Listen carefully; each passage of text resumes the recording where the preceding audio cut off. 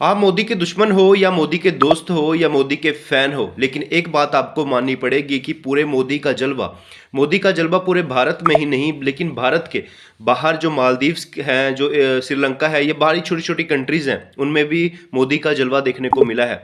हुआ कुछ ऐसा कि 1-2 जनवरी को मोदी जी लक्षद्वीप के वहाँ जाके कुछ फोटोज खिंचवाते हैं, कुछ तस्वीरें खिंचवाते हैं, जिसके बाद मालदीव्स को मिर्ची लगती है। मालदीव्स के मंत्री कुछ कमेंट्स डाल देते हैं कि नहीं, तुम्हारे वहाँ कमरों से बदबू आती है, तुम्हारे वहाँ भारत में कमरों में से बदबू आती है।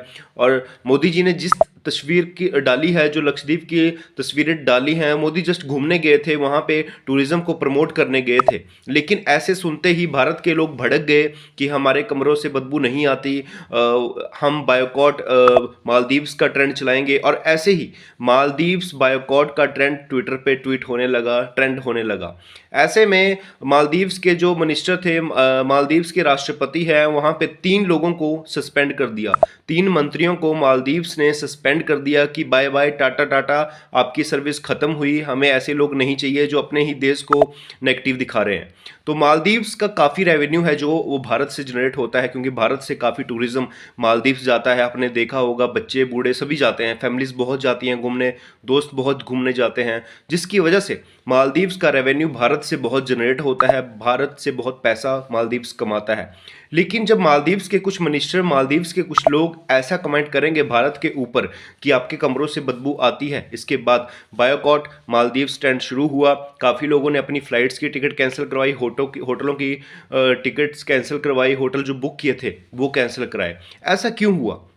क्योंकि नरेंद्र मोदी की फैन फॉलोइंग पूरे भारत में बहुत है, पूरे भारत से लोग मोदी जी को बहुत फॉलो करते हैं, सपोर्ट करते हैं।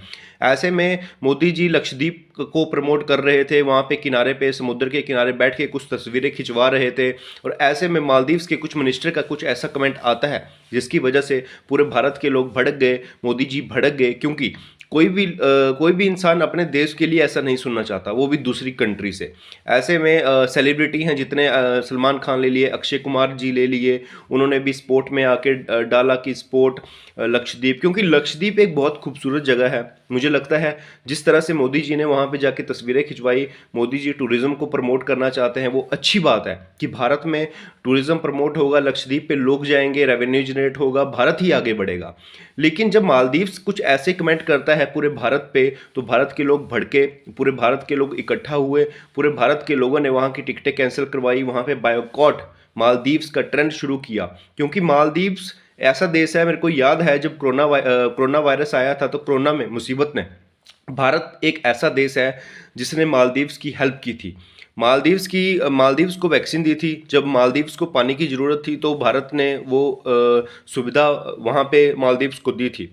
लेकिन मालदीव्स के मिनिस्टरों को ऐसा कमेंट करना भारत के ऊपर, ये बहुत गंदा था। उसके बाद वहाँ के मालदीव्स के जो मिनिस्ट्री है, वहाँ पे 3 लोगों को सस्पेंड कर दिया, 3 मिनिस्टर को सस्पेंड कर दिया कि आप ऐसे भारत पे कमेंट नहीं कर सकते, भारत से काफ़ी लोग यहाँ पे आते हैं, भारत से हमारा रेवेन्यू जनरेट होता है।